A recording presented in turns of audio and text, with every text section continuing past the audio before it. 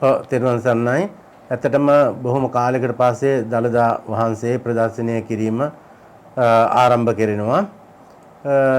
ලංකාවේ මේ තියෙන උවදුරු ගොඩාක් දුරු වෙන්න දළදා වහන්සේගේ ආශිර්වාදය මහෝපකාරී වෙනවා. ඊළඟට අපි දන්නවා දළදා ප්‍රදර්ශනයක් සිද්ධ කරනකොට කාලේ දුර්භික්ෂ කාලවල වලදී නම් ඒ ප්‍රදර්ශනය කරනකොටම විශාල වර්ෂාවක් ඇවිල්ලා ඒ තත්ත්වයෙන් මිදෙන්නට ලංකා වාසීන්ට හැකියාව තියෙන. ඒ තරම් ආශිර්වාදයි දළදා වහන්සේ ප්‍රදර්ශනය කිරීම.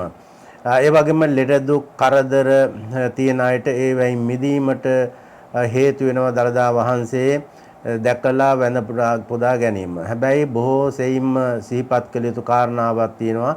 අපි මේ පින්කමන්නේ කරන්නේ ලෞතර ජීවමාන බුදුහාමුදුරුවෝ දකින්නවා කියන හැඟීමෙන් තමයි ගිහිල්ලා වැඳලා පුදලා එන්නේ.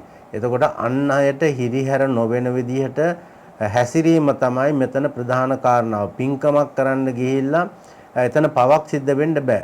අපරාධ නිකන් දුක් ඉඳලා පොලිමේ ඉඳලා එහෙම නැත්නම් අනිත් අයට අවහිර වෙන දේවල් සිද්ධ කරලා ওই විදිහේ කටයුතු සිද්ධ කරොත් මේ පින්කම එච්චර සාර්ථක වෙන්නේ නැහැ. ඒක පින්කමක් වෙන්නේ නැහැ. අනේ හින්දා ඒ කාටවත් අවහිරයක් නොවන විදිහට එතෙන්ට සම්බන්ධ වෙලා දළදා වහන්සේ දැකලා සතුටු සිත් ඇතිව වැඳලා පුදලා එන්න පුළුවන්කම තිබුණොත් ඒක ඔබගේ වාසනාවක්, අපේ වාසනාවක්, සමාජයේ හැම කෙනාගේම. ඉතින් ඒ ධාතුන් වහන්සේලා දැක ගැනීම බුදුහාමුදුරුවෝ දැක්කා වගේම තමයි. ඒ නිසා ජීවමාන බුදුහාමුදුරුවෝ දකිනවා වගේ වැඳලා පුදලා පින් රැස් කරගන්න හොඳ අවස්ථාවක් උදා වෙලා තියෙනවා ඔබ හැම දිනාට.